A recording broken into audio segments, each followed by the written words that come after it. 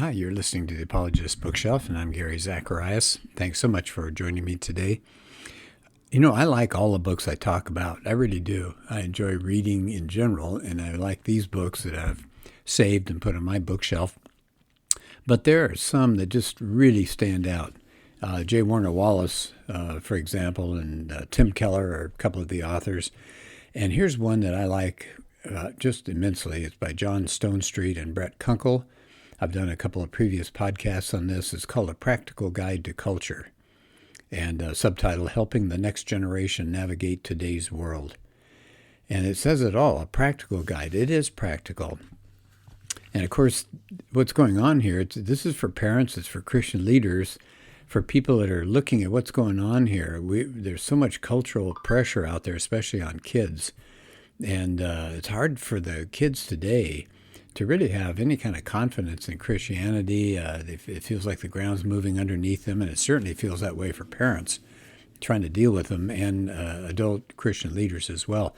Now, I've done a podcast on how society is kind of set up perpetual adolescence, so you can look at that one sometime and listen to that. Then I did one on pornography. So this time I'd like to kind of skip around. I'm going to pick some of chapter 2, 3, and 4, depending on the time that we've got.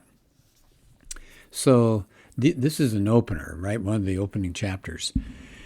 And Stonestreet and Kunkle are talking about what's titled here, Have We Lost the Culture?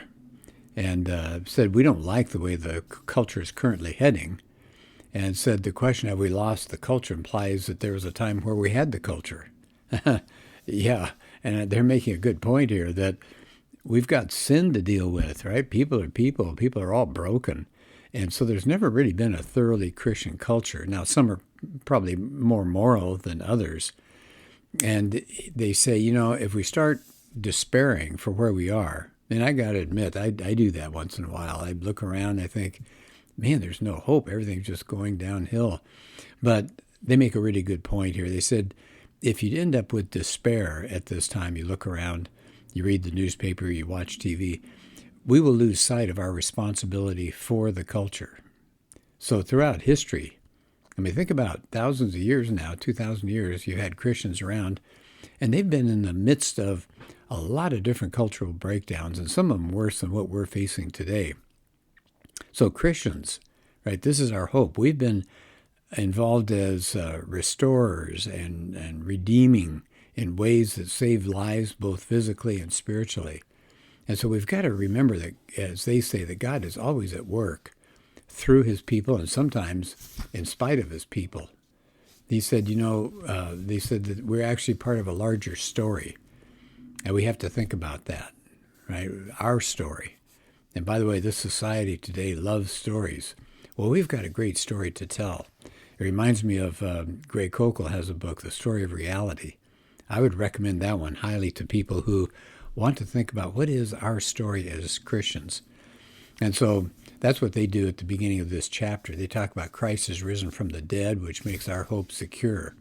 It said the Bible, if you think about the Bible, it's way more than a book of morality and religion. It's a story. And they capitalize it. It's the story of the world, from creation to the new creation. And if that's true, right, if the scripture tells the story of the world, then where we are right now, that's part of the storyline. So they say this story is in 4 chapters. It really does remind me of Greg Koukl's book. So here are the 4 chapters. This is the story that we're part of. Number 1 is creation. Who's the author? God's the author of this story, capital S. The world that we're in belongs to him. It doesn't belong to us. And of course, the biggest part of that first chapter of the creation is the creation of a man and woman. And the problem isn't that humans make culture. It's the kind of culture that we've made after we got created. Well, number 2, part of our story is chapter 2. In all good stories, something's gone wrong. Yeah, we've got a bad situation as far as the human race story goes. It's our fall. They're saying, the problem that we've got to fix is not out there somewhere, like we're just bystanders and looking at this bad world. The problem is in here too. We're both the people that cause the problems and we're the victims that need to be rescued. So as a good point here, they said, we should always be wary of people who claim that if we just had more money, if we just had better people in office, if we just tried harder, that we could fix the world. Well, we've seen where that's gone. We've had all sorts of utopian visions, communism, eugenics, sexual autonomy, and what happens? They fail. They leave individuals, they lead nations, they lead whole civilizations filled with bloodshed and chaos. So they said, we've got the creation, we've got the fall. Third part of our story is redemption. As they say, thank goodness that the Bible story doesn't end after chapter 2 of Genesis. So what's redemption? It's Jesus Christ. It's the Word made flesh. Jesus is the last Adam, as Paul calls him. And so with Christ, death gets defeated, not just for us, but just on a cosmic level. Then there will be a fourth chapter. So Christians have debated how the story ends, but we all agree restoration is going on. What does Christ himself say in Revelation? Behold, I am making all things new. So we get the garden restored in the midst of God's city. This is going to be wonderful. So there are the four parts of this story. Now, we're not to restoration yet. So where do we live right now? Right between redemption and restoration. So Jesus says, as he's about ready to leave this earth, he offers instructions. How do you live in this moment? He says, a new commandment I give to you, that you love one another. Just as I have loved you, you are also to love one another. So we're supposed to be disciples that make other disciples. We see that in Matthew 28.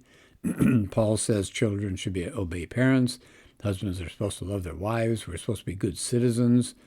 Peter tells us in 1 Peter 2, we're supposed to wait expectantly, that's Romans 8, for the return of Christ, for the end of the story.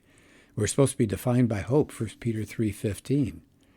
And it says, think about the words in the New Testament. A lot of R-E words to describe the life between that third part of our story, redemption, and the fourth part, restoration, that's not here yet. Just think about these R-E words: renew, repent, restore, regeneration, reconciliation. I think that's really good. So what are they saying? The story is the context of our cultural moment. We've got to live from it and allow it to shape us. So instead of saying, where do we draw the line, or have we lost? The better question is, what's our salvation for?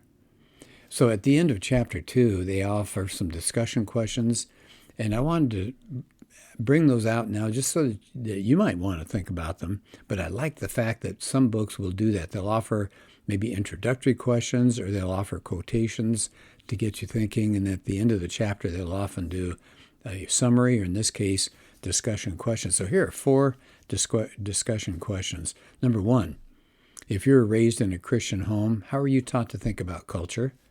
If you weren't raised in a Christian home, how are your thoughts about culture changed since you become a Christian? Number 2, summarize the biblical story using the 4 chapters explained earlier. Remember those? Creation, fall, redemption, restoration. Okay. Number 3, choose something in culture, maybe education or movies or marriage, and walk it through each chapter of the story. What biblical insights are gained when you think about this topic from that perspective? That's an interesting question. And then number 4, by the way, number 3, do you see how practical that is? Yeah. And then number 4, think about an area of brokenness you've noticed in the world around you, or maybe you've experienced it. What biblical R-E word is needed to bring restoration? Think about the R-E words: renew, repent, restore, regeneration, reconciliation. So that gave you just kind of a quick view of the chapter 2. Let's take a look at chapter 3. It's called A Vision of Success. All right, so remember the question in the previous chapter, they ended on not how have we lost our society, but what's our salvation for? How to deal with culture. We've got to know what our responsibility is. So we know the world's a broken place, but it's not a bad place. So we got to separate those two ideas. It says the Bible describes the world as both physical and spiritual. It was made good by God's hand.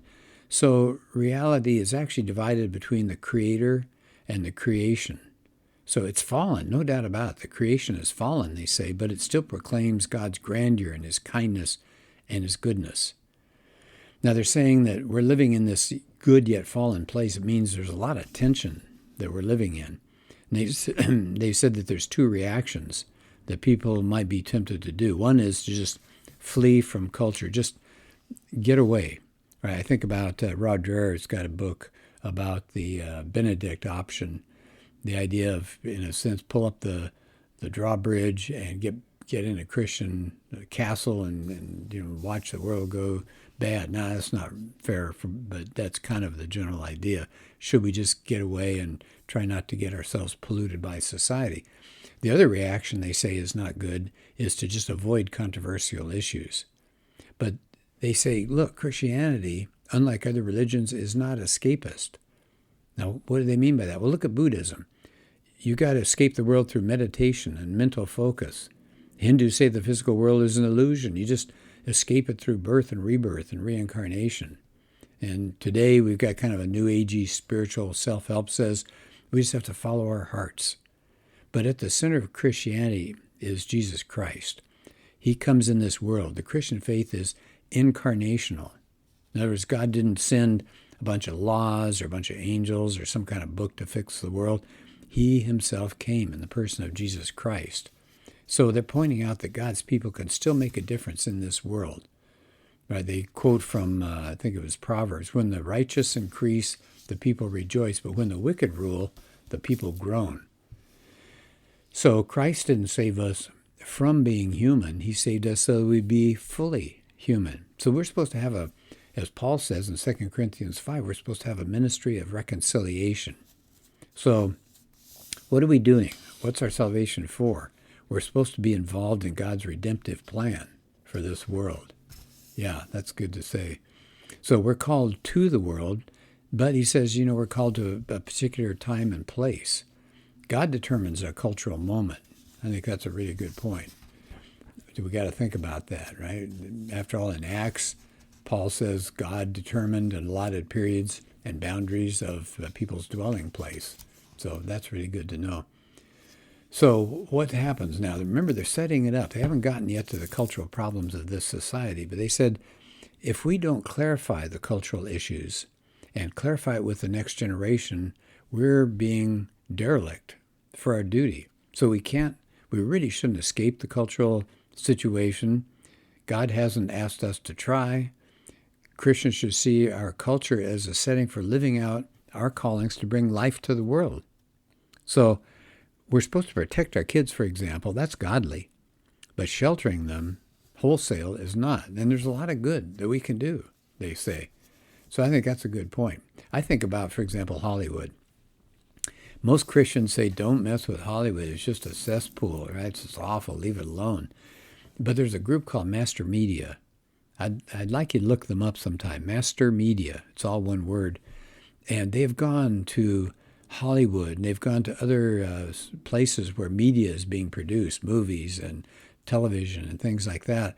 And they've ministered to people in power there, and they've prayed for them, and they've met with them, and they've explained what Christianity is all about in the culture, and they're making big impacts and big inroads. So that's good to know that there's a lot of good that can be done instead of running away from the problem. They said, again, moving along here, that it's kind of a temptation to compromise in our messages, but we've got to be faithful, not just in our doctrine. I mean, that's good. We want to be faithful to that. But they point out we've got to be faithful in our habits, our attitudes, and our affections. I think that's really good. Think about how culture can twist us and make us believe what they want us to believe. No.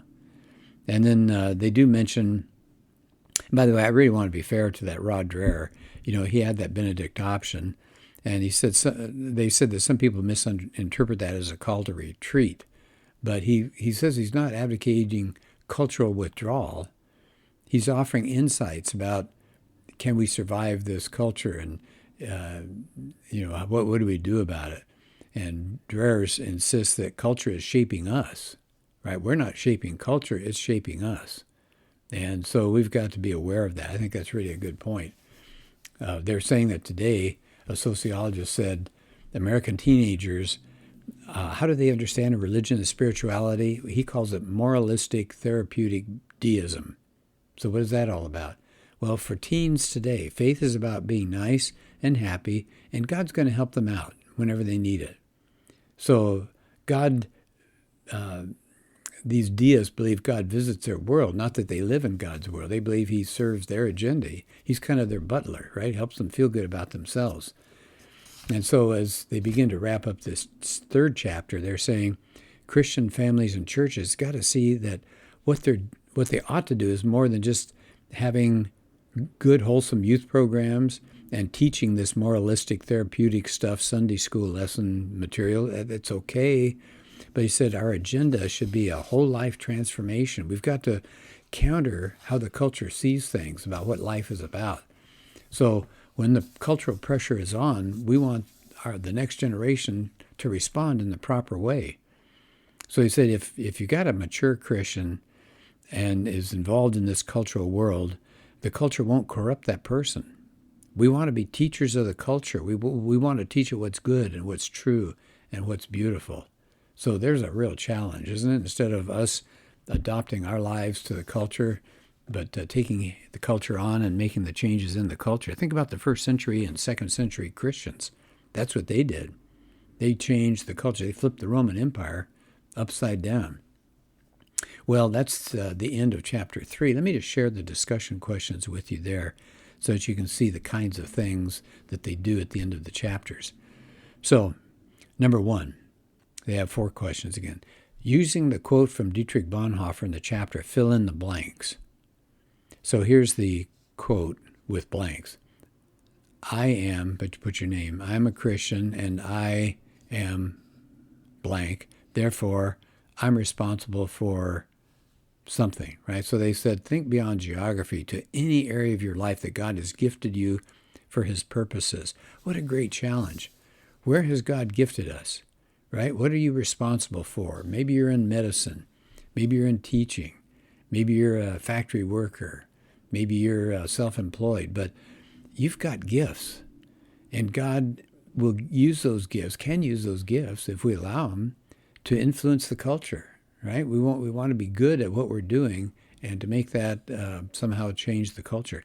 Number 2, they say the secular-sacred split is very common. So where have you seen that in your life or lives of other Christians? Well, think about that for just a minute, the secular-sacred split. In other words, here's what I think. I've given a talk on worldviews, and I think Christians are really good Christians on Sunday, but I think Monday through Saturday, we start buying into what the world says. So the way we spend our money, the way we spend our time, the way we interact with our family, what we do on the job. Many people separate that from Christianity, right? We'll be sacred on Sunday, but we'll be secular Monday through Saturday. Well, that's not good. And so I admit I do that as well. And so they said, give some examples you've seen in your life or the lives of other Christians. And then part of that question is, number 2, how might this split be corrected from a Christian worldview? Let you think about that for a minute. How could you correct that from a Christian worldview? In other words, should Christianity affect our finances? Should they affect how we interact with others on the job? Should they interact what we do on the, Thanksgiving, special holidays, all this kind of stuff? We need to correct that split that we think exists. We should be Christians 7 days a week. Number 3, are you more tempted to withdraw from culture or capitulate to it? In what ways? Boy, that's a good question. I'm to the age, I think I'm probably more tempted to withdraw because I don't like what I see around me, but I need to be involved. I need to engage. I need to try to make some changes in this society. And then number 4, what examples can you think of in which Christians have positively impacted culture, even during a very dark time? Now, that's a good historical question. Where have Christians positively impacted culture? I think of Wesley and the Methodists. They made a huge change in the British Empire. Huge change. Think about the ending of slavery. Think about here in America, ones that wanted to get rid of slavery. Think about starting the Salvation Army. I mean, a lot of good things that Christians have done to impact culture, even during dark times. So I'll stop there. But that's Chapter 2 and Chapter 3 in A Practical Guide to Culture. I'll tell you, I highly recommend it. Even if you don't have your own kids, you might have grandkids, you might know people involved in youth programs, you could get them the book and let them read it. Because the chapters in here, I'm just giving you kind of the philosophical basis, these early chapters, but then they get into things like pornography, the hookup culture, sexual orientation, gender identity, affluence and consumerism, addiction, entertainment, racial tension. I mean, these are things that not just kids, adults struggle with it. So I would suggest this book highly. I hope you have a chance to read it. Very easy to read, and the chapters end with practical things to do. So each chapter kind of says, here's the problem, here's what society is saying, shows you the problem with that, and then shows you how to deal with it as a Christian and to make changes either in your own family or friends of yours or whatever. So again, I hope you consider getting the book. Thank you so much for being part of our podcast today.